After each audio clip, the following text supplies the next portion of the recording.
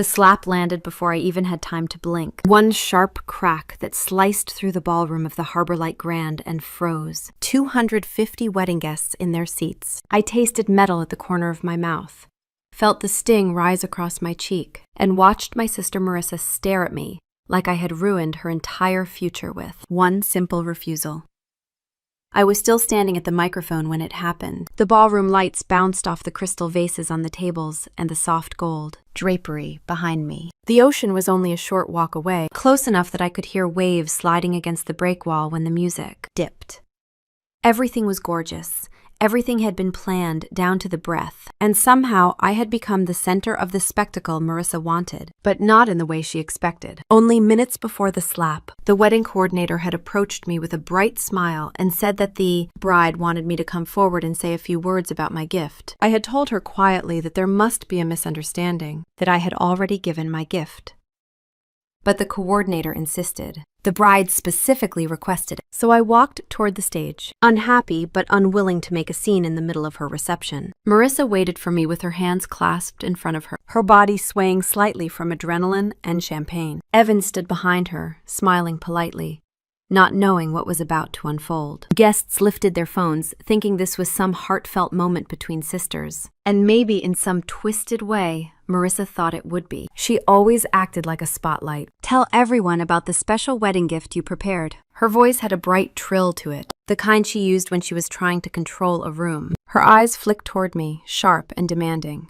She was not asking. She was directing the scene. I looked at her, and then at the microphone, and I knew exactly what she was trying to force. She wanted me to announce that I was giving her my oceanfront condo. She wanted me to wrap up the biggest thing I owned, the last piece of the life I once had, and offer it on a silver platter so she could feel like the favored sister for everyone to witness.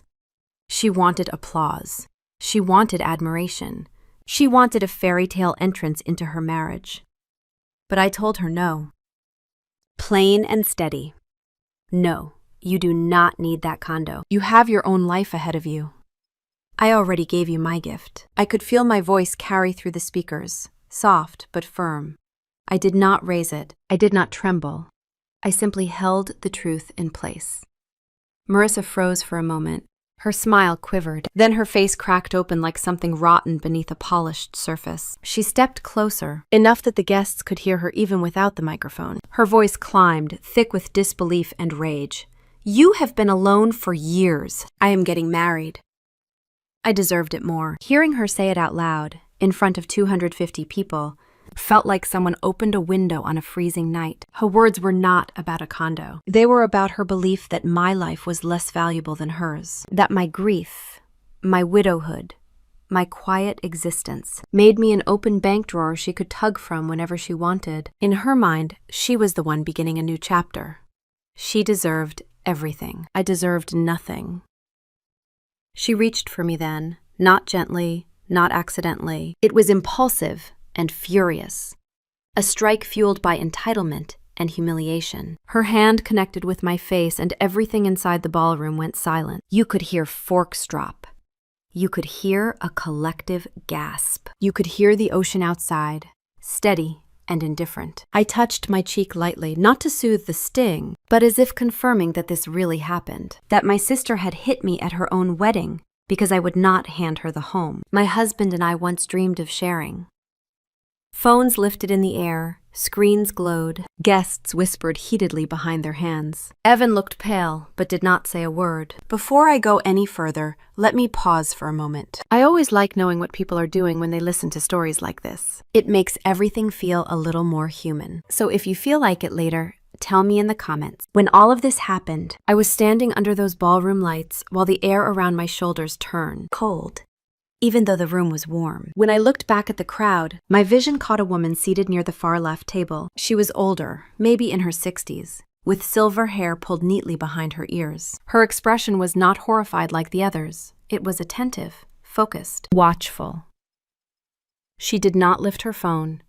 She did not whisper. Her eyes held mine for a few seconds, calm but piercing, as if she saw more than the moment itself. I did not know her name then, but later I would learn it. Naomi Whitaker. And she would become one of the few people who understood what had truly happened that night. But at that moment, I did not think about her. I did not think about the guests, or the music that had cut off abruptly, or my sister breathing hard in front of me. I simply knew something inside me had shifted. Something quiet, but final. For most of my life, I had been the fixer, the rescuer, the older sister who stepped in whenever Marissa stumbled. I had been the one who steadied her through debts, bad relationships, late rent, car trouble, and emotional storms. I thought that was what family meant. I thought that was love. But standing under the lights with my cheek burning, I understood that she had never seen it as love. She had seen it as an obligation, a resource, a role I was expected to play. And I was finished playing it. I lowered the microphone slowly. My hand did not shake. The weight of it felt suddenly insignificant, like shedding something I no longer needed. I placed it back on the stand and stepped away, ignoring the hands reaching toward me and the guests calling my name. Marissa was speaking behind me, but I did not look back. Her voice sounded distant, shrill, and scattered, like the wind catching on a loose gate. As I walked off the stage, the ballroom lights dimmed behind me. The chatter swelled again, not loud, but tense and electric. I could hear snippets. Did she really hit her? Did she expect her to give away her condo? What kind of sister does that? Who does she think she is? The hotel hallway felt cooler than the ballroom. I stopped for a moment, near the large window overlooking the ocean. The waves rolled in slow and steady, uncaring about the chaos behind me. I pressed my fingertips to my cheek. The sting had softened, but the truth it delivered had not. That was the moment I stopped rescuing her. I did not know what the fallout would be yet. I did not know about the manipulation that would follow, or the lies she would tell, or the legal battle she would attempt to start. I did not know that I would soon be defending not only my home, but my sanity and autonomy.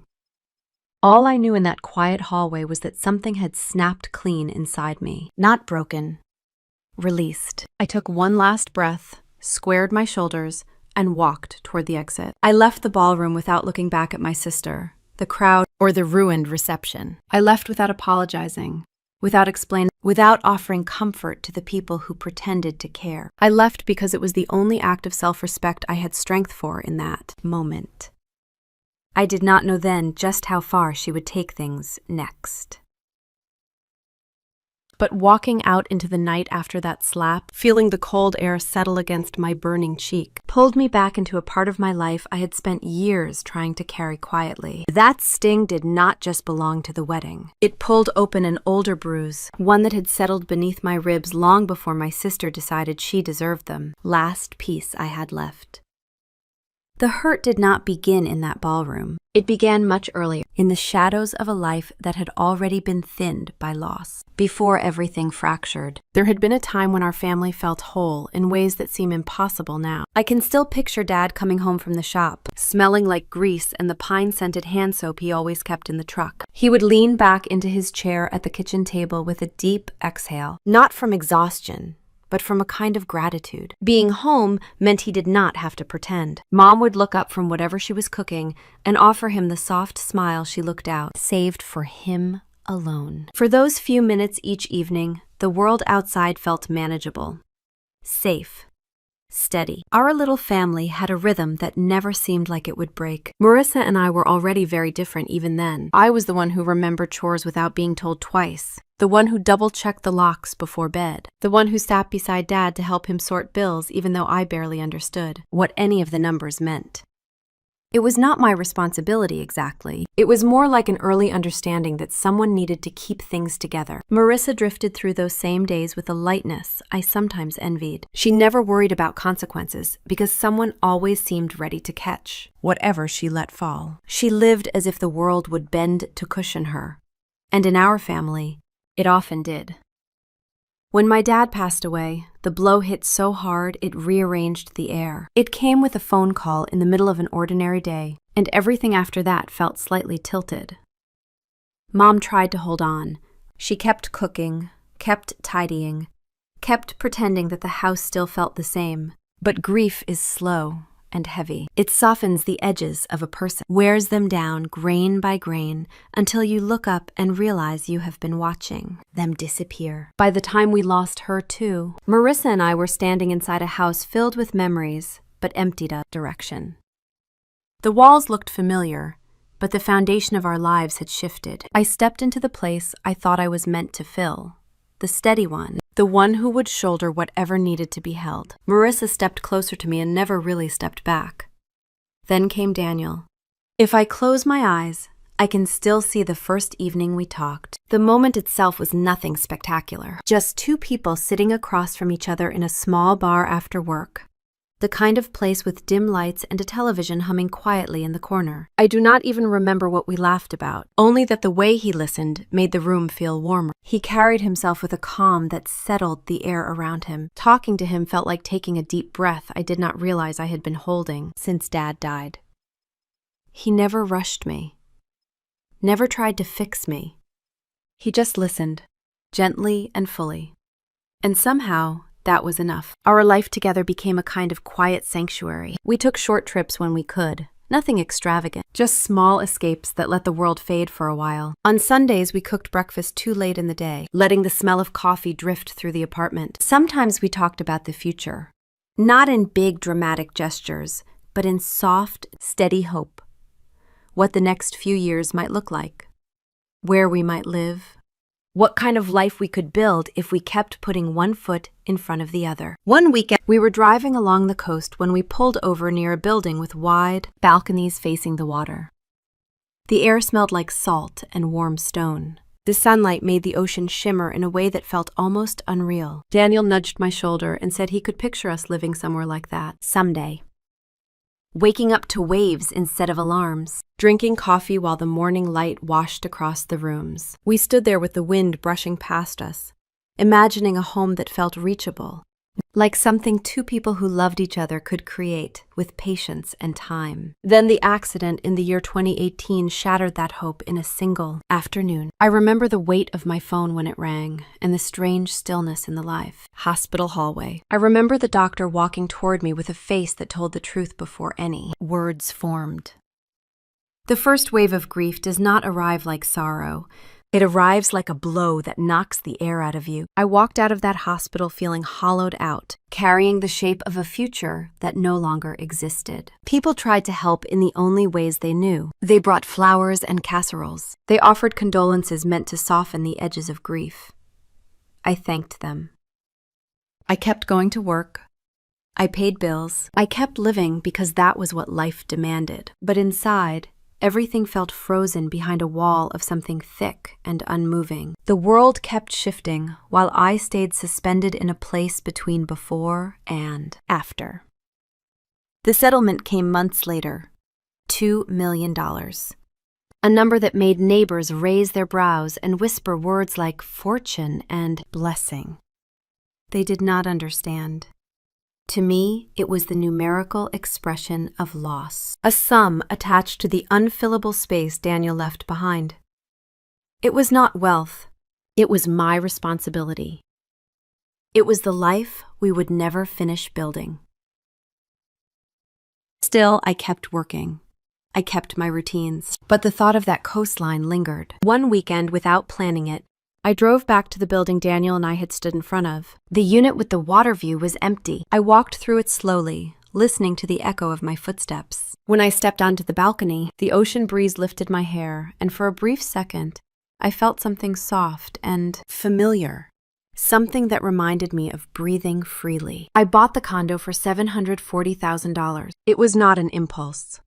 It was not an attempt to cling to the past. It was a way of grounding myself again, a way of honoring the plans Daniel and I once whispered about. Living there made me feel connected to him in a way that did not drown me. Watching the sunrise each morning reminded me that life moved forward, even if I sometimes wished it would pause long enough to let me catch up. Marissa visited not long after I settled in. She stepped inside slowly, taking in the open layout and the way the afternoon light spread across the floor. She walked out onto the balcony and looked at the ocean the same way way someone looks at something they believe could be theirs. She picked up the glass of iced tea I had set out and took a slow sip while keeping her gaze fixed on the water. "This is kind of big for one person," she said lightly, her voice sliding between teasing and something sharper.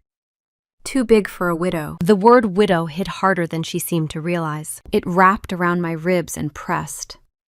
I forced a smile and said I liked the space. I said it felt peaceful. She nodded, still scanning the view, and said she guessed it made sense that I would want a place that reminded me of him.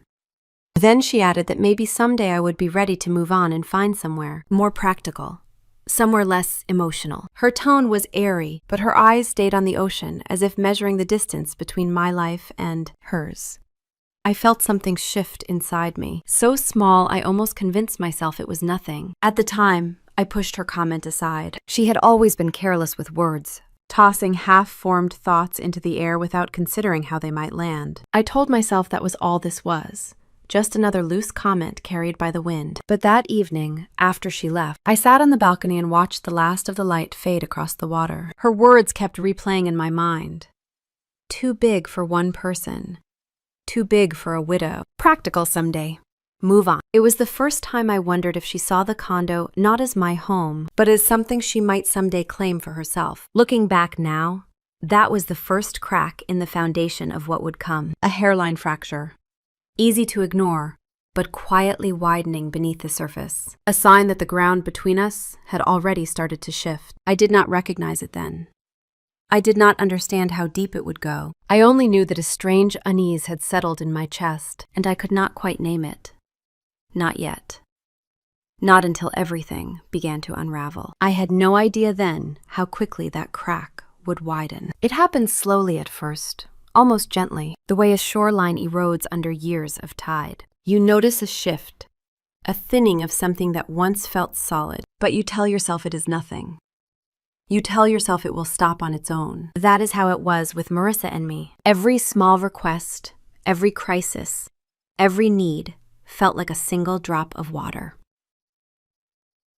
It took a long time for me to understand how deep the erosion had already gone. After Mom and Dad were gone, I stepped into a role I never fully questioned. I was the older sister, the steady one, the one who showed up when the world shook beneath our feet. Marissa knew this, leaned into it, wrapped herself in the comfort of it. At first it felt like love, like loyalty, like family doing what family should. But the line between helping and enabling is thin, and I crossed it long before I realized it. The first major moment came late one night when my phone rang. It was almost midnight.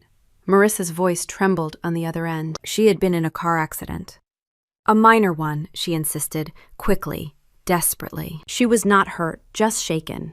The car was not so lucky. When I pulled into the small parking lot behind her building, the front end of her sedan was crumpled like a crushed can, and she sat on the curb, hugging her knees. Mascara streaked across her face. She folded into me as soon as I stepped out. She said she had panicked and did not know who else to call. She said she could not afford repairs or a new vehicle, and she would lose her job if she could not get to work. She said all the things people say when they feel cornered and afraid. I bought her a replacement car the next day. Not a luxury car, a reliable used sedan, priced fairly, safe and simple. She cried when I handed her the keys. She promised she would pay me back, even though we both knew deep down that she would not. At the time, I did not mind. I had the settlement money. She had lost Mom and Dad, just like I had. Helping her felt like honoring them. It felt like doing what I believed they would have wanted. A few months later, she called again. This time, it was credit cards. She had fallen behind. Interest was piling up. She said it was just this once. She said she had learned her lesson. She said she just needed to clear the slate so she could start fresh. She cried again. I paid the balance that night. She texted a brief thanks the next morning, the kind that looks warm but lands cold. Then it was the rent. She called saying she had miscalculated, that her landlord was threatening eviction. She said she could not bear the embarrassment. She said Evan had been between paychecks. She said she was doing her best. I wired her the money. She sent a heart emoji that felt like a placeholder for gratitude she no longer felt obligated to express. Over the next year, the pattern grew roots.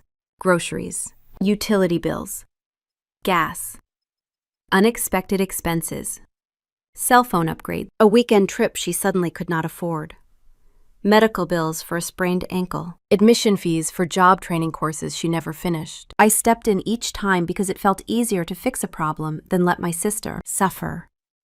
It felt like duty. It felt like compassion. It felt like my responsibility as the one who had been given money tied to tragedy. Marissa learned quickly that I would say yes. And once she learned that, she never went back to asking with hesitation. One afternoon, she visited the condo while Evan was at work. She walked through the rooms with a familiarity that unsettled me, tracing her fingers along the countertop, opening the sliding door to the balcony without asking. She stood there looking at the horizon and sighed dramatically. "This place is really something," she said, not turning toward me. "Must be nice not having to worry about money now that you have that settlement just sitting there." Those words startled me. Sitting there, as if the $2 million was gathering dust in a corner, as if it existed for her benefit, not for the life Daniel and I had built together. I tried to tell myself she did not mean anything by it. People say careless things all the time, but somewhere in my chest, something tightened. As the months passed, her language shifted. Help became an expectation. Requests became instructions. The tone of her voice changed, too. Softer at first, then firmer. Eventually the pauses disappeared, and she stopped pretending she feared being a burden. She started calling less often to check on me and more often to inform me of what she needed. Her sentences no longer carried a question. They carried a number. "I need this amount. Can you send it tonight?"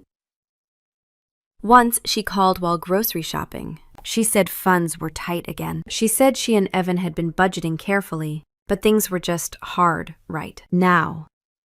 She paused, waiting. I hesitated for a moment, and in that tiny pause, she inhaled sharply, surprised, almost offended. She reminded me, gently but firmly, that family supports each other. She said she would do the same for me. I knew she believed that, even if it was not true. The moment I sent the transfer, she sighed in relief and moved on to talking about weekend plans. I sat on the couch staring at my phone long after the conversation ended, feeling something unfamiliar in my chest. It took me a long time to understand it was resentment. Things escalated further when she officially moved in with Evan. He worked in real estate, or that was how he introduced himself. In reality, he drifted between listings and part-time gigs, waiting for the next commission that never seemed to come. Their combined income was unstable, and unstable people lean heavily on those who are steady. Marissa's calls became more frequent. She said utilities were too high. She said groceries cost too much. She said she had bought new clothes for job interviews and needed help covering rent again. She said Evan was doing his best. She said she hated asking. Her voice did not sound like someone who hated asking. Slowly, she dropped the pretense of promising repayment. She stopped mentioning the future. She stopped apologizing. She started saying, "I figured you could help," or "I knew you would not let us go under," or "Given everything you have, this should not be a problem." That last one lodged itself into my ribs. Given everything you have. As if I had come into wealth through ease rather than losing the one person who steadied my world. As if that money were a prize. As if grief came with dividends. One night she came over for dinner. Evan joined us. He sat quietly while she talked. She walked through the condo like she was reacquainting herself with a place she'd used to live.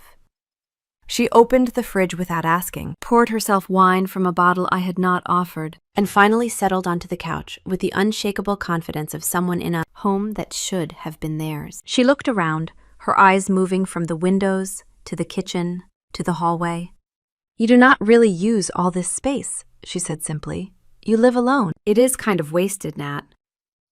My name in her mouth felt different then, slightly condescending. Slightly familiar in a way I did not invite. I reminded her that this space held memories, that Daniel and I had planned for it, that it grounded me in a life that had been torn apart. She waved her hand as if brushing off nostalgia. "That was years ago," she said. "You have to move on at some point." Evan watched me carefully. He said nothing, but his silence felt like agreement. Time went on. Each request from her grew shorter, more direct, more entitled. There was a day when she needed money for car maintenance, another day when she needed help paying for a medical bill she did not fully explain, another day when she said Evan had missed a commission and they were short again. And each time she did not ask if I could help. She told me what she needed. That was the shift. That tiny but pivotal shift. I realized it clearly one afternoon as I sat in my living room, the ocean outside rolling lazily under a soft blue sky. My phone buzzed. It was Marissa. Her message read, "I need this amount today. Let me know when you send it." No explanation, no greeting, no question mark. It hit me harder than all the requests that came before it. Somewhere along the way, I had stopped being her sister and had become her safety net. Not one she appreciated, but one she expected. One she believed she was entitled to. And sitting there with the sunlight stretching across my floor, I felt a quiet finality settle into my bones. I was no longer being asked whether I could help. I was only being told how much was required. And once Marissa crossed that line without hesitation, it was only a matter of time before she pushed harder, reaching for the one thing she had wanted from the beginning. The condo stopped being a running joke the moment her realized her small requests no longer startled me. Now that I had become her solution to every problem, she no longer bothered to pretend she was teasing when she talked about my home. She said the words plainly, with a kind of casual confidence that made my stomach feel tight. One afternoon, she stopped by without calling first. I had been watering the small row of plants I kept on the balcony, the ones Daniel used to tease me about because I always managed to keep them alive, somehow. Even when I could not keep myself together. I heard the front door open and close, following by Marissa calling my name in a voice that was far too cheerful for someone who had just let herself into my home. She walked through the living room with a smile that did not quite reach her eyes. Then she stood in the center of the room and slowly turned a full circle, taking in every inch of the condo like she was inspecting it for value, rather than appreciating its beauty. "You really do not need all this space," she said, tapping her fingers against the back of a chair. Not for just one person. There had been a time when comments like that were framed as jokes. Light, playful. Now her tone had shifted. There was no trace of humor, only expectation. Only a suggestion disguised as an observation. I told her the space felt right to me. I told her it made me feel calm, grounded. I told her that living here helped me breathe again after losing Daniel. She shrugged like none of that mattered. She moved toward the balcony, slid the door open, stepped outside, and rested her elbows on the railing. The wind lifted her hair as she stared at the water. "Places like this were meant for families," she said lightly, "not someone living alone." The words hit deeper than she probably intended, or maybe she intended exactly that. Either way, it stung, as if my grief made me undeserving of space, as if losing my husband had also forfeited my right to keep anything we had once dreamed of. She stayed for dinner that night. I made roasted chicken and vegetables, simple but comforting. She barely touched her food. She picked at the edges of her plate and kept glancing around the room, mentally rearranging things the way she wanted them. Halfway through the meal, she said she had something important to talk about. Her tone shifted into something deliberate, steady. She said she and Evan had been talking about starting a family someday soon. She said they needed a stable place, a good environment to raise a child. And then she said that since I did not really use all the space here, since I lived alone and spent so much time just working and keeping to myself, maybe it would make sense for me to move somewhere smaller and let them build a life here instead. She looked at me across the table like this plan was obvious, reasonable. I felt heat rise in my chest. The air in the room seemed to thicken. I set my fork down and stared at her, trying to understand how she could say something like that without flinching. I told her no. I told her calmly, without raising my voice. The condo was the one part of my life that had not been taken from me. It was the place Daniel and I had wanted to build our future. It was the only home that felt like mine in years. It was my line, and I was not crossing it for her or anyone else. She leaned back in her chair and crossed her arms. She said I was being dramatic. She said I was letting grief cloud my judgment. She said Daniel would have wanted me to help family. Hearing her use his name like a bargaining chip made something deep inside me twist, painfully. I told her she did not get to speak for him. She rolled her eyes and said I was being sensitive. The conversation dissolved after that. She pushed her food around her plate until she finally put her napkin down and said she had to get going. When she hugged me goodbye at the door, her arms were stiff, her body cold against mine. She said she hoped I would think about it and not make things harder than they needed to be. Then she walked out, without looking back. The next week, she invited me to dinner near her apartment, a small place with dim lighting and checkered tablecloths. She had picked a corner booth. Evan joined us this time, sitting beside her, their bodies pressed together like a united front. We ordered salads. Marissa kept adjusting her napkin, smoothing it over and over. When the server left, she went straight back to the condo conversation. She said she had been doing research and had found several nice apartments I could move into that were reasonably priced and easier for one person to maintain. She said it would be a fresh start for me. She said it would mean everything to her and Evan. I took a sip of water and said again, as plainly as before, that I was not giving them my home. The look she gave me then was a mixture of disbelief and something sharper. She said I had always been so generous, so helpful, so supportive. She said she did not understand why I was suddenly clinging to something that was clearly too much for one person. She suggested gently, almost sweetly, that maybe this was part of my problem, that maybe holding on to the condo was holding me back from real healing. I felt my fingers tighten around the edge of my glass. I said the condo was not up for discussion. She asked why. I told her because it held memories that mattered to me, because Daniel and I had talked about living somewhere like that long before the accident, because it felt like the only place that reflected the life I had once believed in. She sighed heavily, as if I were the unreasonable one. She looked at Evan, who nodded as if he had been consulted ahead of time. Then she turned back to me. She said that living alone in a large condo was wasteful, that families should come first, that I had already been blessed with the settlement and should consider how much good the condo could do for people who actually needed it. I stared at her. On the way, she straightened her shoulders. On the way, she lifted her chin. By the way, she seemed so certain that everything she was saying made sense. I told her no once more. This time, something froze between us. Something old and familiar snapped in half. She sat back slowly and said I was choosing a building over her. I told her she was choosing entitlement over love. She said I was being heartless. I said I was being honest. The rest of dinner passed in silence. There were no dramatic exits, no raised voices, just a coldness settling in the space between us like fog rolling in from the ocean. After that night, her texts became shorter. Her voice on the phone grew clipped, sharpened. When she came over, she stopped wandering the condo with curiosity and instead scanned it with irritation, like she was assessing something that should already belong to her. She stood in the doorway of the guest room and said she could picture a nursery there. She said the light was perfect in the mornings. I felt a chill run down my spine. I reminded her again that I was not moving. She shrugged, as if I had not spoken at all. Later, she made another comment, this time while standing by the balcony railing, staring at the water with narrowed eyes. She said it was sad, really, to see such a beautiful place wasted on someone who lived alone. She said the condo deserved laughter and footsteps and family. She said I had had my chance at a family, and it was gone now. So maybe it was time to let someone else have theirs. It was not a shout. It was not cruel on the surface, but the cruelty was there, layered under every word.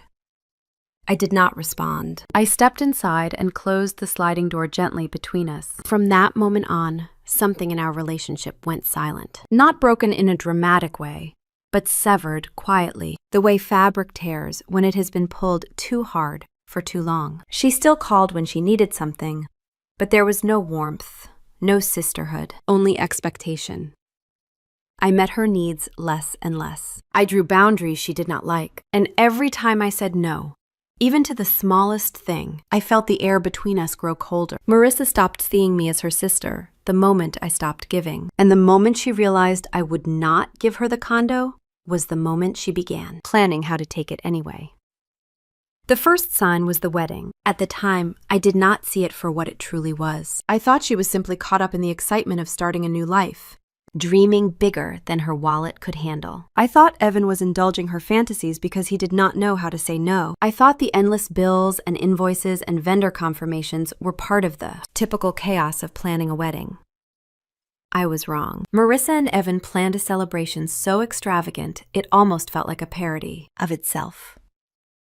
They booked the Harbor Light Grand, the same hotel she had once said she loved because the photos always looked like postcards. They ordered a cake big enough to feed an entire football team. They hired a live band, a videographer, and a photographer who charged more than my first car. They rented decorative arches, floral walls, custom lighting, a champagne tower, and a horse-drawn carriage for their arrival. All of it added up to a number they could not hope to pay. So they called me. At first, it was small things. A deposit here, a vendor fee there, a rush order for bridesmaids' dresses, a last-minute upgrade to their honeymoon suite. Marissa framed each request as a crisis, and I stepped in because saying no still felt cruel. The problem was never the individual amount. It was the steady drip of expectation. The unspoken assumption that I, with my settlement money, could absorb any financial blow without feeling it. Still, every time she asked for help, I felt that same tightening in my chest, the same discomfort. And each time I told myself that helping with the wedding was harmless, that it was temporary, that this one event would not define the rest of our lives. But in the back of my mind, the truth whispered quietly, this is not about the wedding. This is about ownership. The condo came up more often the closer the wedding day approached, sometimes in jokes, sometimes in passing comments, sometimes in not-so-subtle hints. She would walk through my living room and stop in front of the windows, staring out at the ocean as though she were imagining herself standing there, permanently. One afternoon, about 3 weeks before the wedding, she asked me to meet her alone at a coffee shop near her apartment. She chose a small booth in the back, the kind where people go to have conversations they do not want anyone else to. Over here. She was dressed impeccably, makeup perfect, hair curled, nails done in a shade of pale pink that looked expensive. She smiled when I sat down, but her eyes held a tension I had learned to recognize. Thanks for meeting me, she said, smoothing the napkin across her lap. I just wanted to talk before things got too busy. I nodded. I was tired. She knew it. She had been calling me constantly, sometimes twice a day, but I sat there anyway, hoping maybe this would be a conversation about something real. It was not. She leaned forward, her voice lowering to a confidential murmur. Evan and I have been thinking, since you have already helped so much with the wedding, and since everyone will be together, it might be the perfect moment for you to announce your real gift. My stomach dropped. I did not speak right away. I waited for her to say the words I already feared. She did. The condo. We thought you could announce it at the reception. Just imagine it. People will be so emotional. Everyone will cheer. You will make the whole night unforgettable. It would mean so much to us. I blinked slowly, trying to keep my face calm. I asked her why she would think I would give her my home. She laughed softly, as if I were being absurd. You do not need it, Nat. You live alone. You barely use half the space. You said yourself you want to focus on work and simplicity. This place is too much for one person. But for me and Evan, it would be everything. I shook my head. Marissa, no. Her smile wavered. She tried again. You gave me a car when mine was wrecked. You paid my credit cards. You covered rent when I needed it. You have already helped so much. Why not this too? This is family. This is what families do. I held her gaze and said no again, firmer this time. I told her I bought the condo because it was tied to memories I could not replace. I told her it was not a transaction. It was not a bargaining chip. It was my home, and I was not giving it away. Her face changed instantly. The softness dropped. Something sharper slid into place. You are embarrassing me, she said quietly. Everyone already knows you are paying for half the wedding. It will look cruel if you hold back now. People will think you do not support us. They will judge you for it. I stared at her. She did not flinch. I told her that public pressure was not a reason to give away my life. She leaned back and crossed her arms. Her jaw tightened. Fine, she said. But she said it with the tone of someone who was not accepting an answer, only biding her time. If you will not do it willingly, then I guess I will have to find another way to make this work. Those words should have alarmed me more than they did, but I had spent so many years smoothing over her crises that I assumed she was bluffing.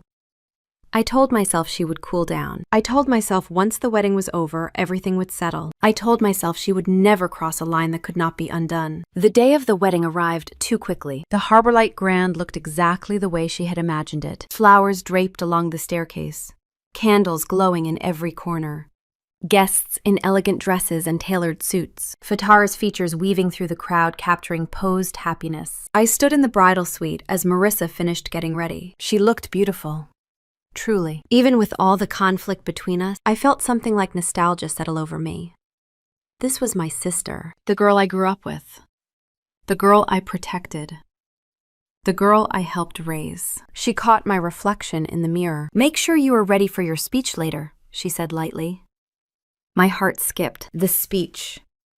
The one she still thought I would give. The one she had planned around without my consent. I told her again that nothing had changed. She froze, her eyes going hard and bright. "You are ruining this day for me," she whispered. "You are making everything harder than it needs to be. You have no idea how selfish you look." I wanted to leave then. I should have, but old habits linger like shadows. I stayed. I helped her with her veil. I told her she looked beautiful. I walked beside her until the ceremony began. For a while, the evening went smoothly. Vows, applause, champagne, dancing. I let myself believe that perhaps she had accepted the boundary I had set. But when the DJ invited me to the stage, when the spotlight hit me and the room fell silent, when Marissa stepped closer with a smile stretched tight across her face, I understood why she had been so calm. She was giving me one last chance to publicly surrender. She leaned toward me and whispered so only I could hear, "Do it. Do not humiliate me." I lifted the microphone. I looked right at her. I told her I wished her and Evan a good life together. Nothing more. Her smile snapped. Her voice rose. And then everything broke. I did not know until the slap landed across my cheek that this moment had been her final move. The last attempt to force me into a role I no longer accepted. The last chance she gave herself to take from me what I refused to give. And I walked off that stage thinking it would end there. But that was only the beginning. The drive home that night felt strangely quiet, even though my thoughts were loud. Enough to fill the car. The sting on my cheek had faded into a warm throb, but the humiliation clung to me like smoke. I could still see Marissa's eyes, wide and shining with anger. Still hear the soft gasp that moved through the crowd right after her hand struck. My face still feel the weight of every phone lifted to record what should have been a play. Private moment between two sisters. But nothing about it had been private. She made sure of that. By the time I got home, the night air felt heavy against my skin. I peeled off my shoes and sat on the couch without turning on a single light. The ocean outside was dark, the water barely visible except when moonlight caught the waves. I stared at it for a long time. The quiet should have soothed me, but there was a buzzing under my ribs. A kind of disbelief mixed with something deeper, something like grief. The first message came just after midnight. My phone buzzed on the coffee table. Then it buzzed again. And again. I reached for it reluctantly, already knowing the tone I would find. The first voicemail was from Aunt Linda. She launched straight into it, her voice tight with judgment. "It is just money, Natalie. She is your sister. She is starting a family. Why would you embarrass her like that on her wedding day?" She did not mention the slap. Not once. Another message followed from a cousin I had not spoken to in months. He sounded irritated. "You could have handled it better. Everybody knows you are comfortable. What is the big deal?" She needed help. She is family. You made her look desperate. He ended the message with a sigh, as if I had burdened him personally. A third message came from someone whose name I did not even save in my contacts anymore. She had been one of my mom's friends. All she said was, "You should fix this. It is your responsibility." Responsibility. The word hit like a stone dropped into still water. My responsibility. As if somehow, by surviving Daniel's accident and managing the settlement wisely, I had become obligated to give away whatever anyone wanted from me. My phone kept vibrating through the night. Messages, missed calls, short texts that said things like, "Be the bigger person. Fix what you broke. Stop being selfish. Think about her future." Not one person asked if I was all right. Not one mentioned the violence. Not one said they had seen the rage in Marissa's eyes or heard the words she had screamed at me. They looked at the money. They looked at the condo. They looked at the narrative Marissa had already begun crafting, and they decided I owed her. The next morning, the sunlight streaming through the windows felt too bright. I made coffee but barely drank it. I sat at the kitchen counter staring at the steam rising from the mug as if it could help me understand how everything had spiraled so fast. I kept replaying the scene at the wedding.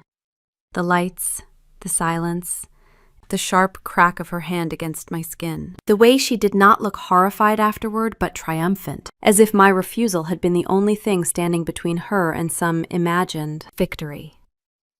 I rubbed my cheek gently and felt a small swell beneath the skin. A bruise was forming. I touched it and felt something flicker inside me, something fragile and tired. Then I remembered the woman standing near the back of the ballroom, the older woman in the emerald dress, the one whose eyes had followed everything with a sharp, assessing calm. I remembered the way she had stared at Marissa after the slap.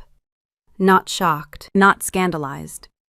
More like she had been expecting something like this. Her face drifted through my mind again and again until I finally understood why. She did not look confused because she had recognized the moment for what it was. Not a family outburst, not a dramatic slip, but a boundary being broken with intent. I did not know her name then.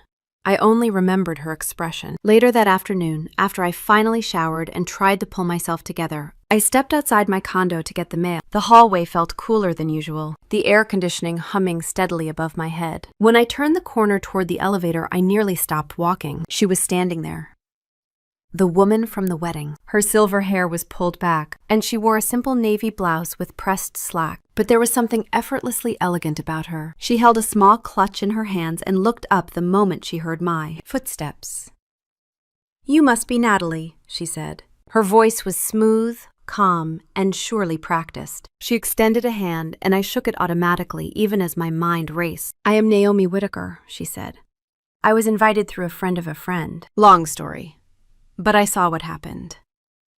A wave of embarrassment washed over me. I glanced toward the elevator, wishing for a moment that it would arrive so I could hide in its quiet metal walls. "I'm sorry you had to see that," I said softly. She tilted her head, her eyes steady. "Do not apologize for someone else's violence." The words struck so cleanly that I felt myself go still. She continued speaking gently, almost conversationally. "That was not an emotional mistake or a moment of stress. That was entitlement. And entitlement, when threatened, becomes aggression. It is never about the thing being taken or held. It is about control. Your sister wanted control of you. When she lost it, she lashed out." I swallowed. My throat felt tight, as if her words pressed against something I had been refusing to acknowledge. She studied my face quietly before asking, "Are you safe?" The question startled me. I opened my mouth to answer, but hesitated. Safe. I had not thought about safety. I had thought about betrayal, shame, anger, but not safety. "Yes," I said after a moment. "I think so." "Good," she said, "because you need to understand something very clearly. What happened last night was not the end of this. It was the escalation. People who believe they are owed what belongs to others do not simply give up when told no. They shift their tactics." A soft chime sounded as the elevator doors opened behind her, but she did not step inside. She kept her eyes on mine. "Protect yourself, legally, emotionally, financially. Do not wait for the next blow to come." Then she stepped into the elevator and pressed the button for her floor. As the doors closed, she added quietly, "You are not the villain in her story. You are the target."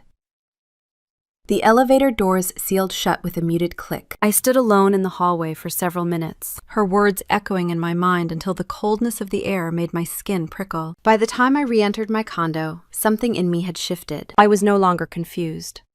No longer trying to excuse Marissa's behavior. No longer pretending things would magically settle down. I walked to my desk, pulled out my planner, and stared at the blank page for a moment before writing a name I had been avoiding for months. Thomas Hale. He had been Daniel's attorney when we handled the settlement. Steady, direct, honest in a way most people were not. After the settlement closed, He told me I could always call him if I needed guidance in the future. I never imagined the future would look like this. I picked up my phone and dialed his office number. His assistant answered, and I felt my voice tremble lightly as I asked if he had any availability that week. She paused briefly before saying he was actually in the office and could take my many call. There was a short click, and then his voice came through the line. Warm, grounded, familiar. Natalie.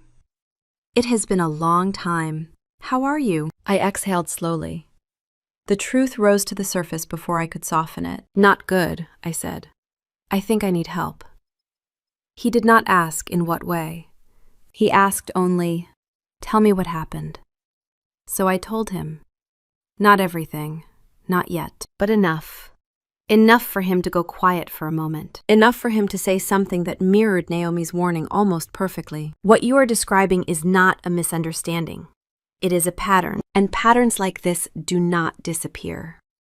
They escalate. You need to protect yourself before she tries something you cannot undo. I stared out at the water through my living room windows. The sun was setting, and the sky was streaked with colors that reminded me of watercolor paintings. Soft oranges, pale pinks, deep purples. Beautiful, but fading fast. What do I do? I asked quietly. We start with documentation, he said, and boundaries. Real ones. Not the kind you give her verbally. The kind supported by paper. It will feel strange to take legal precautions against a family, but from what you have described, Natalie, she is not treating you like family. I nodded slowly, even though he could not see me. All right, I said. Tell me what to do. When I ended the call, I felt strangely calm, as if the entire room had stopped spinning around me. I set the phone on the table and pressed my palms against the surface, grounding myself in the coolness of the wood. For the first time since the wedding, my breath felt steady. I knew now that I was not overreacting. I was not imagining things. I was not cruel or selfish or dramatic. I had simply reached the limit of how much I could give, and Marissa had decided that my refusal was an offense she needed to correct. The hallway was quiet. The ocean outside was soft and rhythmic. Somewhere far below, a car engine hummed to life and faded into the distance. I stood there for a long time, letting the silence settle around me, because I understand now. This story was not about a slap. It was about everything that came after it. The days that followed felt strangely quiet, like the calm that settles over the ocean before a storm. I moved through my routines carefully, noticing how the condo seemed to hold its breath with me. I worked from the dining table, took walks along the shoreline in the mornings, made simple meals, and tried to settle the tension that kept rising in the back of my throat. Thomas had asked me to document everything, so I wrote. Every call, every message, every shift in Marissa's tone. But as I learned very quickly, people who feel entitled to your life do not wait long before trying again. It was late afternoon when the knock came at my door. 3 sharp taps. Firm, not hesitant, not gentle. I froze halfway across the living room.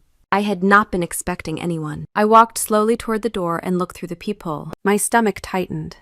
Marissa stood there, flanked by Evan and Aunt Linda. All 3 of them wore expressions that pretended to be soft, but were too controlled, too coordinated. They looked like people rehearsing sympathy. I opened the door halfway, enough to speak, but not enough for them to walk in. "What are you doing here?" I asked. Marissa smiled. It was the same smile she used when she wanted something expensive. "We came to talk. Can we come in?" I hesitated, but stepped aside reluctantly. They walked in like a team entering a meeting they had prepared for. Marissa settled onto the couch without waiting to be offered a seat. Evan stood behind her, hands clasped. Aunt Linda lowered herself into one of the dining chairs and folded her purse into her lap, her expression cloudy with concern. The air felt heavy. Marissa began with a sigh.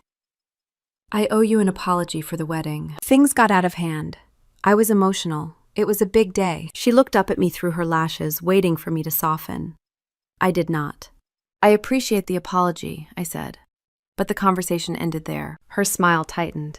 "Actually, no, it did not." Evan stepped forward then, pulling a neatly folded stack of papers from the inside pocket of his jacket. They were crisp, freshly printed, clipped together at the top. I felt the floor shift beneath me. "We were hoping you would sign these," he said quietly. "It is a simple power of attorney. Just temporary, Nothing drastic. The words cut straight through the air. My throat tightened. Why would I sign something like that? Marissa stood and walked toward me, moving slowly like someone approaching a frightened animal. Nat, we are concerned about you. You have been under a lot of stress. The settlement. Losing Daniel. Being alone in this place. We just want to help manage things for you so you do not make decisions you will regret.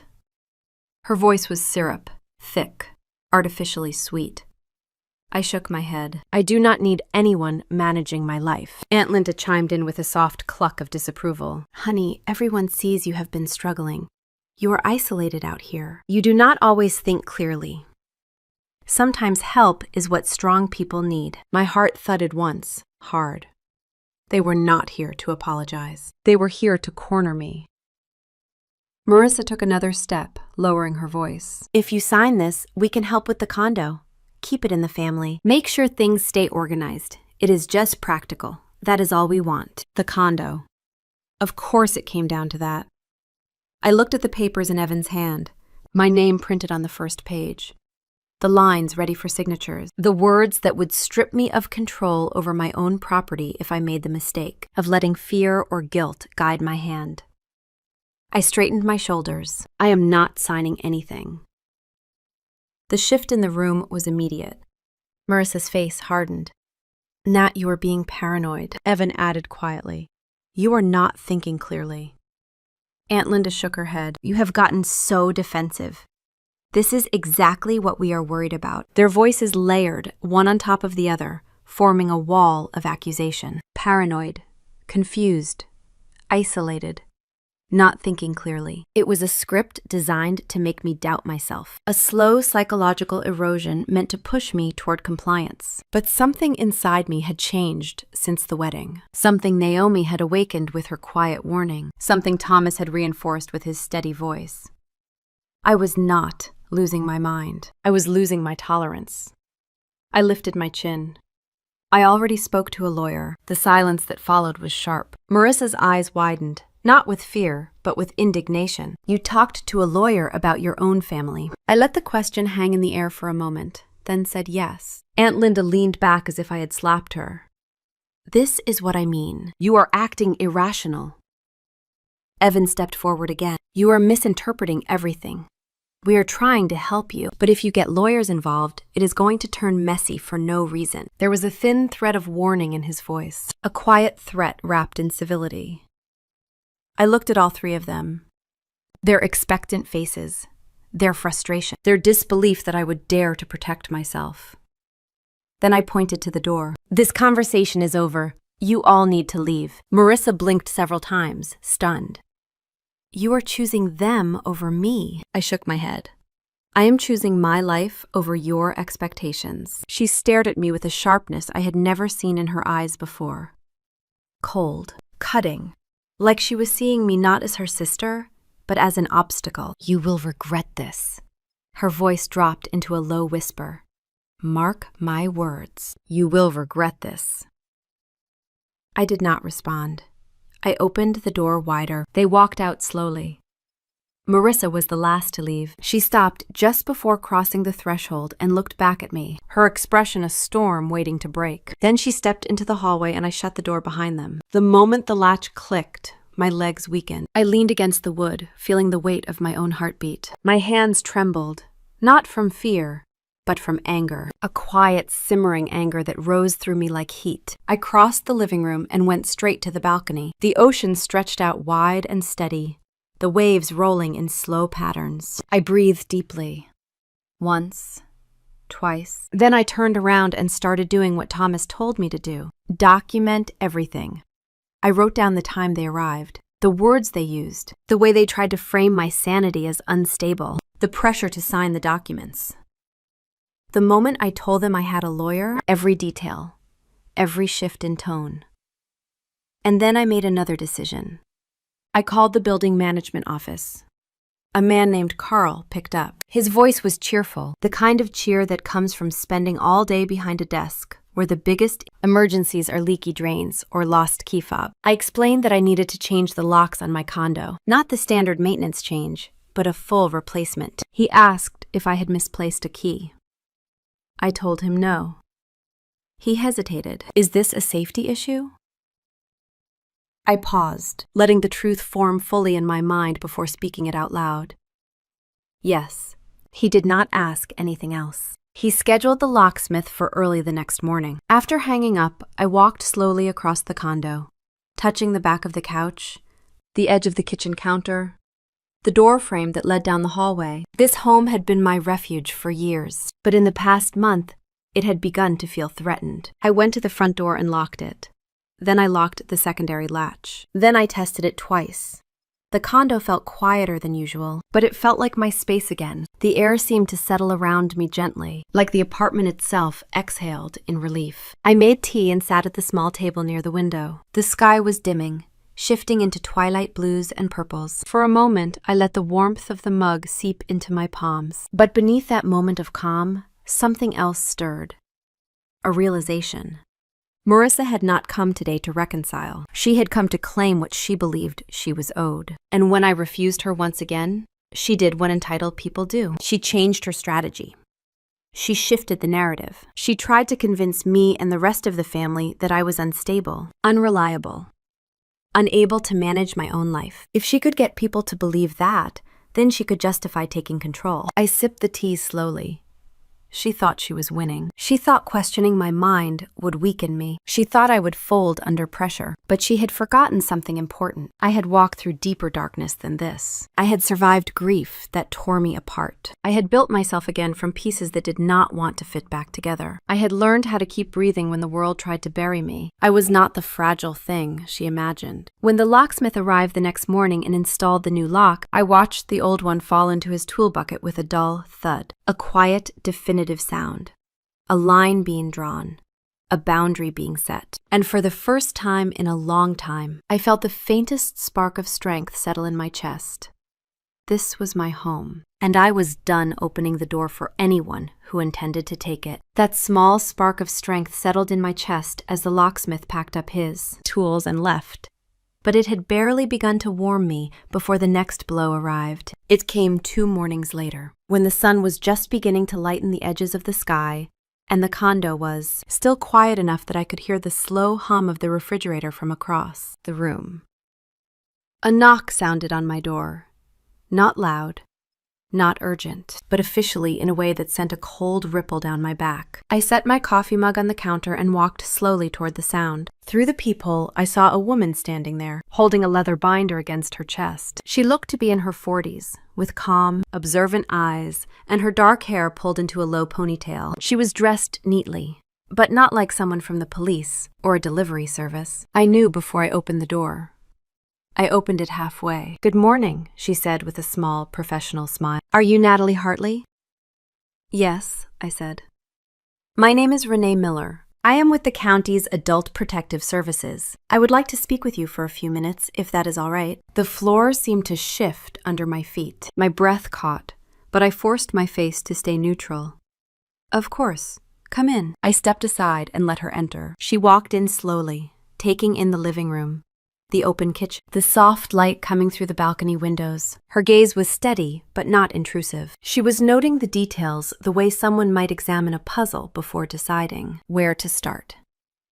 "Thank you for letting me in," she said, as she stood near the dining table. "I know visits like this can feel unexpected." Unexpected was an understatement. She opened her binder and glanced at a sheet clipped inside. "We received a report expressing concern about your well-being. The caller stated that you may be experiencing confusion, difficulty managing daily tasks, possible financial mismanagement, and potential vulnerability due to isolation." My stomach tightened. Every word felt like it had been pulled directly from the conversation in my living room days earlier. Marissa. Of course it was her. I took a slow breath and nodded for Renee to continue. "Before we go any further," she said gently, "I want to be clear about something. A report does not mean guilt. It does not mean we assume the information is correct. It simply means we are required to follow up in person." Her voice was steady, compassionate without being patronizing. It surprised me enough that some of the tension in my chest loosened. "Would it be all right if I ask you a few questions and take a brief look around? Your home." "Yes," I said. That is fine.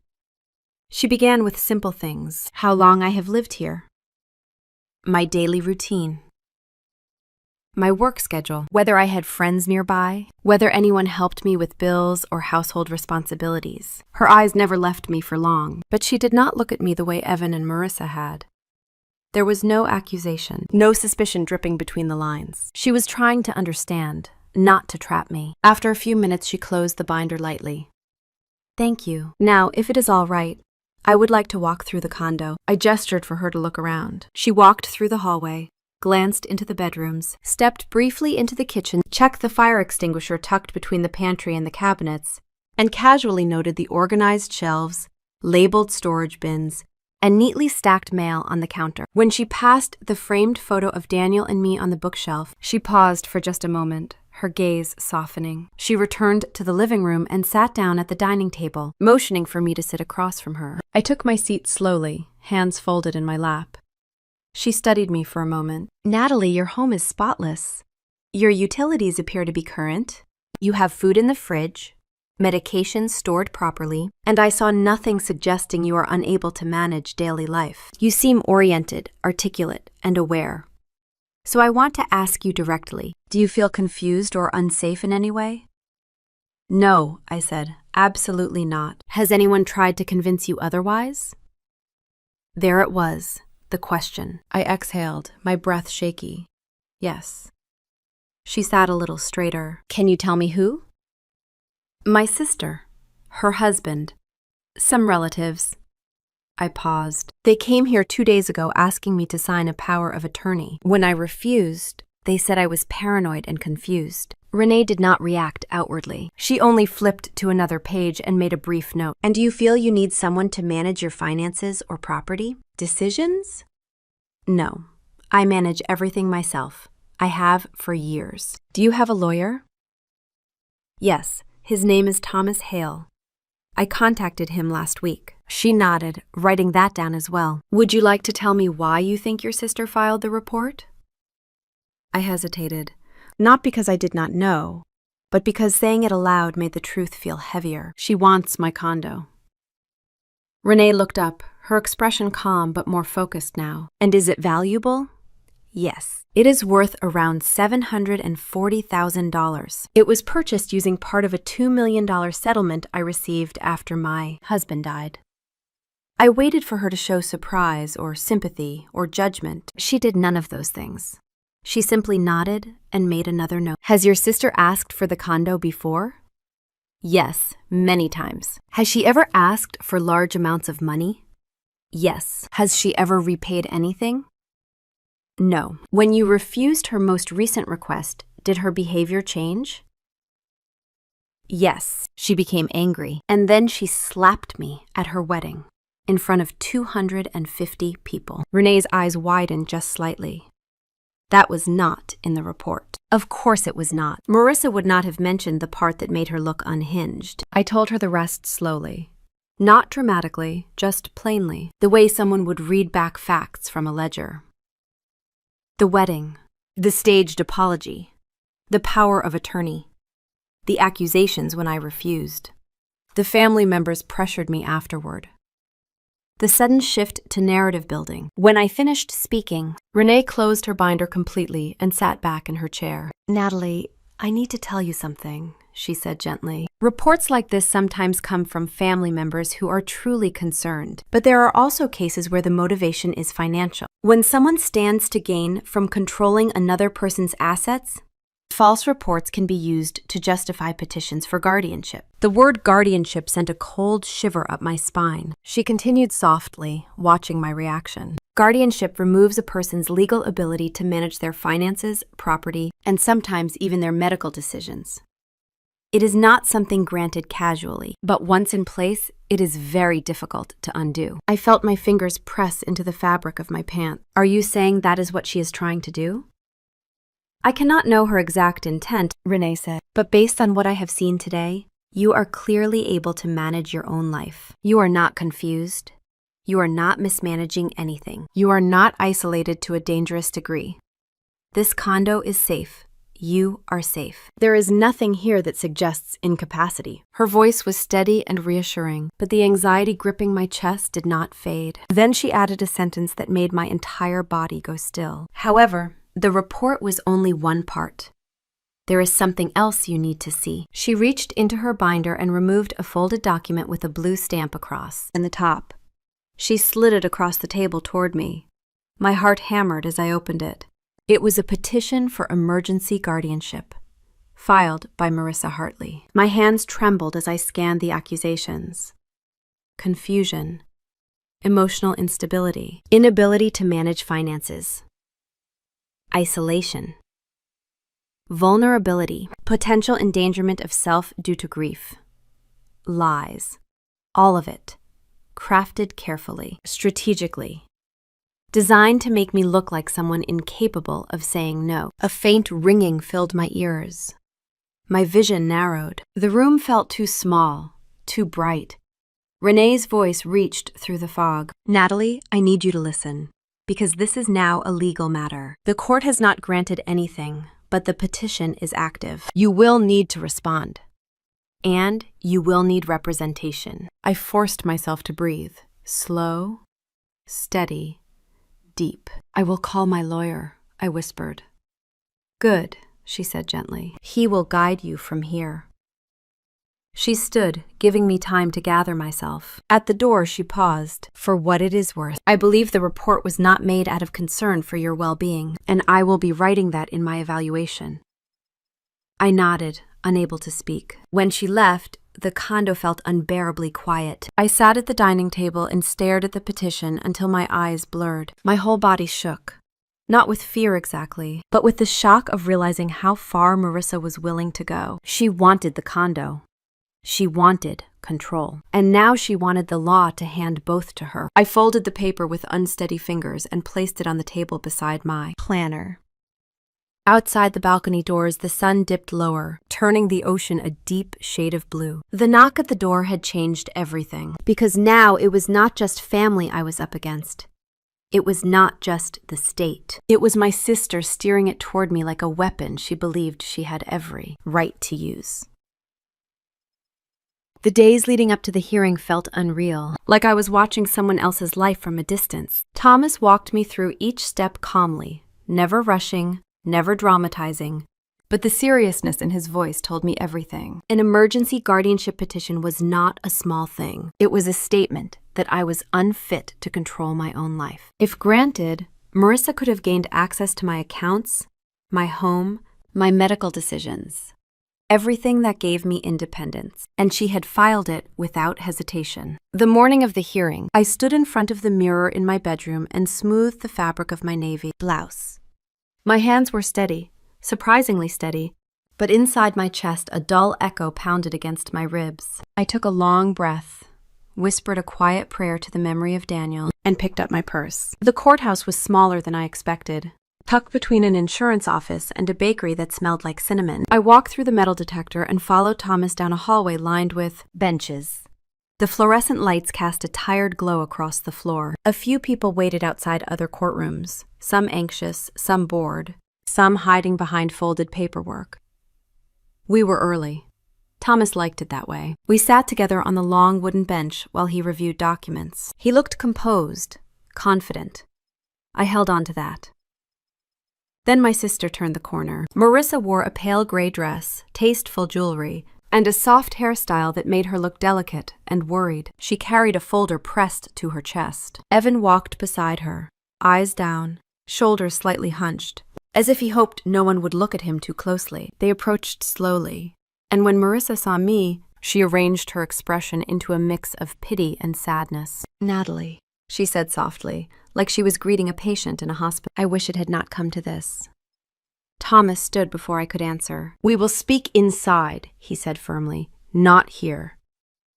Marissa's lips tightened. She nodded and stepped away, but not before giving me a lingering look, the kind a person gives when they believe they have already won. The bailiff opened the door to the small courtroom and everyone filed in. The room had only 2 rows of benches, a raised platform for the judge, and a handful of chairs. The walls were beige, the ceiling low, the carpet worn thin. It was not a dramatic space, yet the air inside felt heavy. I sat beside Thomas at the respondents' table.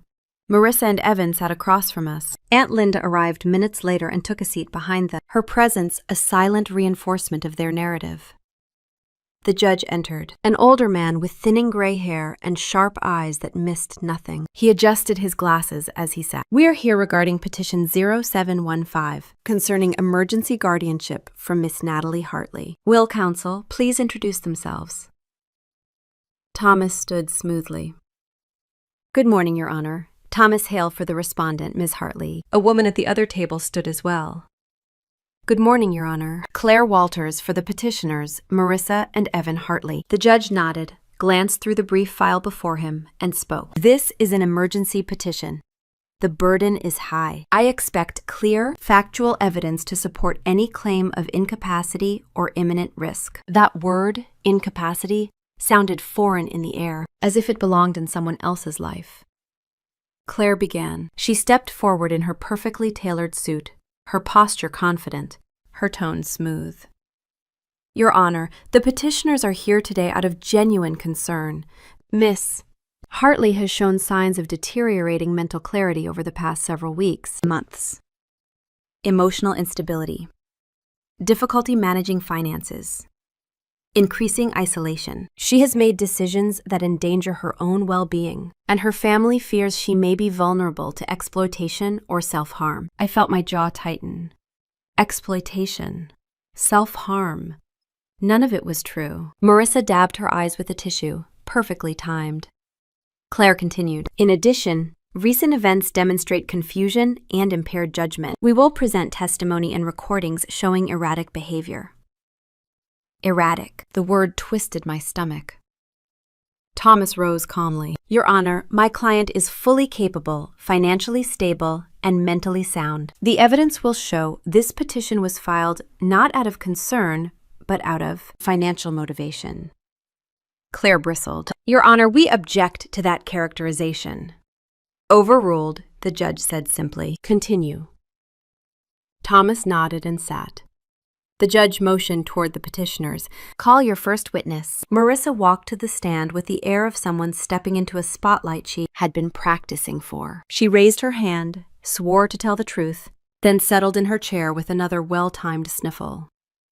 Miss Hartley, Claire said gently, can you describe your concerns about your sister? Marissa folded her hands delicately. Natalie has changed. She isolates herself. She fixates on sentimental things. She refuses help even when it is clear she needs it. She forgets things. She gets overwhelmed easily.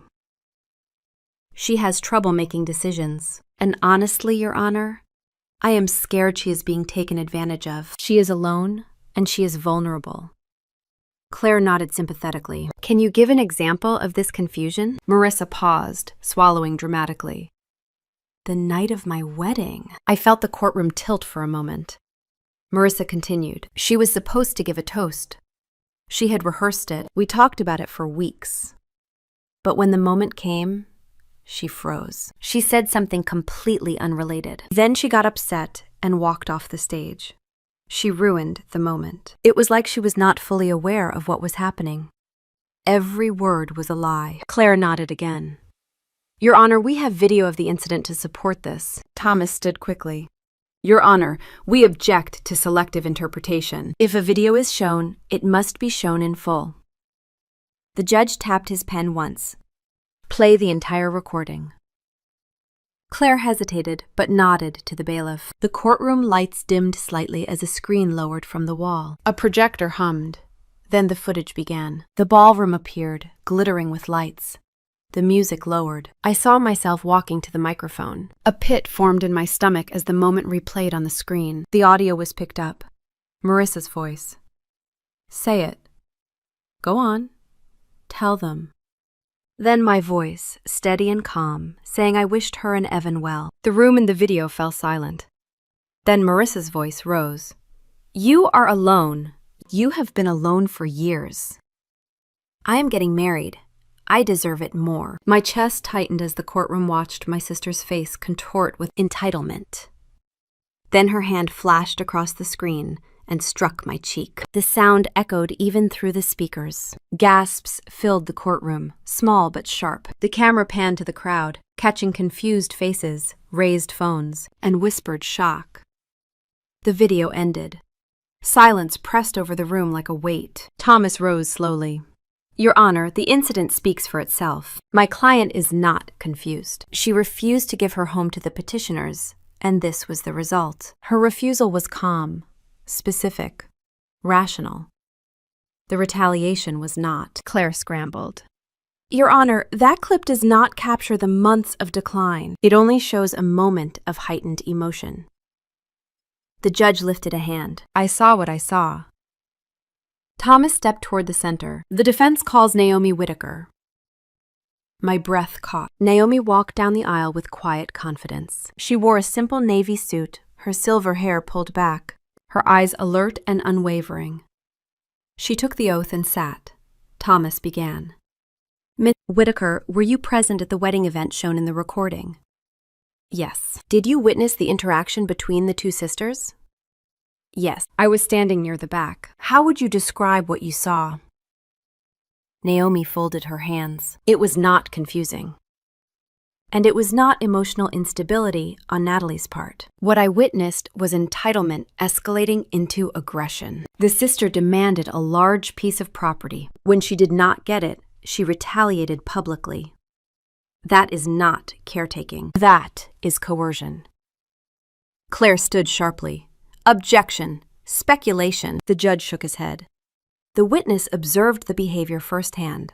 Overruled. Naomi continued. I have spent 30 years working with elder financial abuse cases. The patterns are familiar. Pressure, manipulation, questioning the victim's capacity, attempting to isolate them, using legal tools to seize control.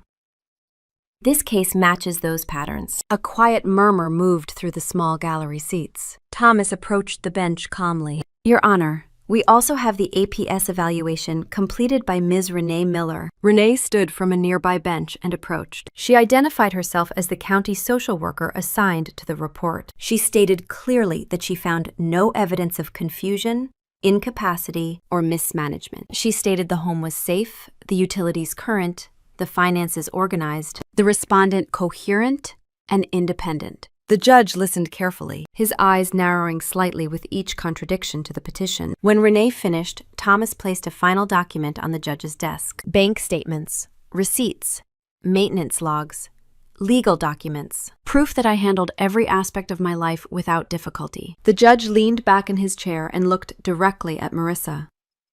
Ms. Hartley, please stand.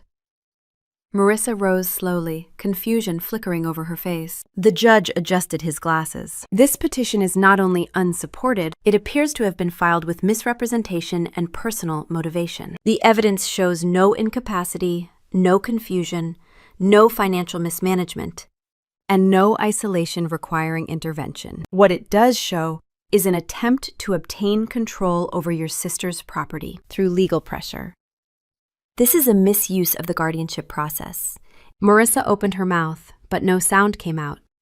The judge continued. The petition is denied in full.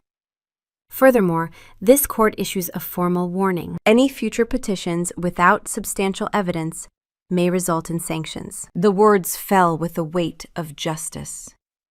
Denied. Denied completely. The judge struck his gavel lightly.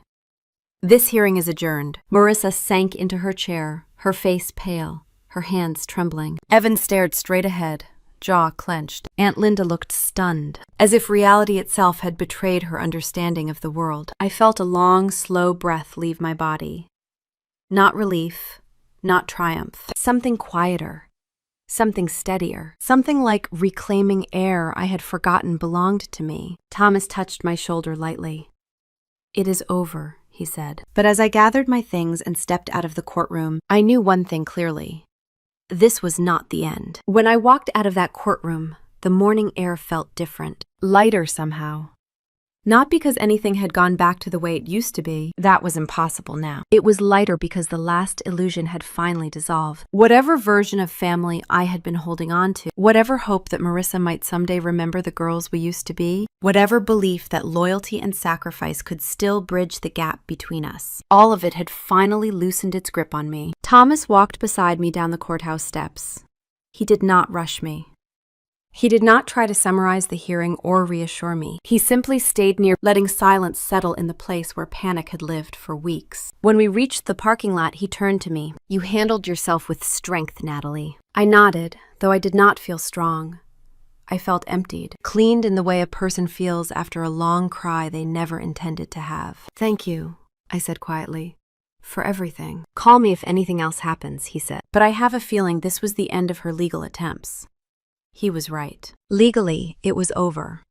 Emotionally, something far deeper had ended too. I drove home with the windows cracked open. The wind pushed through the car, carrying away the remnants of fear that had settled into every corner of my body. By the time I pulled into the condo garage, I felt steadier. My footsteps echoed softly through the hallway as I walked toward my front door. When I stepped inside, the condo felt warm in a way it had not felt in months, like it was mine again. Not as a fortress or a battleground, but as a home. I set my keys on the counter and stood for a long moment, listening to the quiet. That was when my phone buzzed. A message from Marissa. 3 words. "You chose wrong." I stared at the screen until the letters blurred. Not because I believed her, but because that text was the final proof I needed. She was not reaching out in grief. She was not trying to mend anything. She was lashing out because she had lost control of something she believed was hers. I did not reply. I blocked her number. Then I sat down at the dining table and let the silence settle again. Cut ties with your last surviving sibling is not something anyone prepares you for. There is no handbook, no neat path. There is only the quiet ache of what should have been. There is the memory of childhood laughter, and the reminder that adulthood can twist people in ways you never imagined. There is the grief of losing someone who is still alive, but there is also the relief of finally stepping out of a role that was slowly destroying you. For the first time in years, I did not feel the obligation to rescue anyone. The next few weeks moved slowly, calmly. I took time off work, not because I was falling apart, but because I wanted to breathe without looking over my shoulder. I slept better. I walked along the beach with my coffee in the mornings. I cleaned the condo from top to bottom, not because it needed it, but because I wanted to reclaim every inch of space that had been tainted by fear. Then I sat down with a financial planner Thomas recommended and made a real plan. A long-term one this time. I invested a portion of the remaining settlement in accounts that would give me stable monthly returns. Not extravagant, not reckless. Just steady income I could rely on without fear that the bottom would fall out from under me again. The condo remained the place I came home to, but it no longer felt like the last piece of my old life I had to protect. It felt like the foundation of the new life I was choosing. And for the first time since Daniel died, I let myself dream. I booked a trip. Just one at first. A small step. Seattle in the spring. That was where Daniel and I had planned to go for our 5th anniversary. We never made it there. I had kept that dream tucked away in a drawer like a fragile letter I could not bear to read. I stood at the window of a hotel near the harbor and watched ferries glide across the water.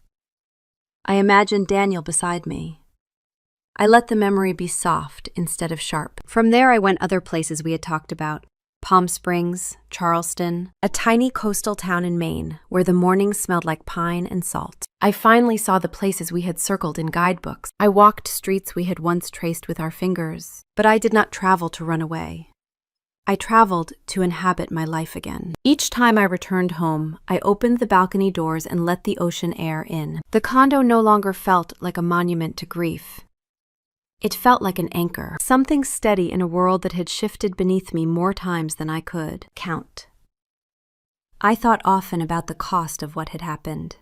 Not the financial cost, the personal one. I had lost my sister. I had lost the illusion that family is always a place of safety. I had lost the version of myself who believed that love could fix someone bent on taking. But I had gained something too. I learned that boundaries are not walls. They are doors you close gently but firmly. I learned that saying no does not make you unkind. It makes you whole. I learned that survival is not about holding on to everyone. Sometimes it is about letting go of the person who refuses to stop hurting you. I stood on the balcony one evening as the sun sank low over the horizon. The waves rolled in with a slow, rhythmic breath. My hands rested lightly on the railing. I thought of my mom and dad. I thought of the little girl Marissa used to be before life twisted her into someone I no longer recognized. A tear slipped down my cheek, not out of despair, but out of acceptance. The kind that feels like setting something heavy down after carrying it too long. When the breeze brushed my face, I whispered something only the ocean could hear. I am free now. Not untouched, not unchanged, but free. Later that night, as I sat on the couch with a blanket over my legs and a glass of iced tea beside me, I opened my laptop. I had been writing pieces of my story for weeks, jotting down moments I never wanted to forget and lessons I never expected to learn. And now, for the first time, I felt ready to share it. Because stories like mine do not begin with violence or end in courtrooms. They begin the moment someone decides their worth is no longer negotiable. And they end in the quiet choice to keep living. To build something steadier, something kinder, something true. If you have ever been told you were too much or not enough for your own family, remember this. Silence can be power, and truth can be the loudest revenge. Tell me in the comments what integrity means to you and where you are listening from.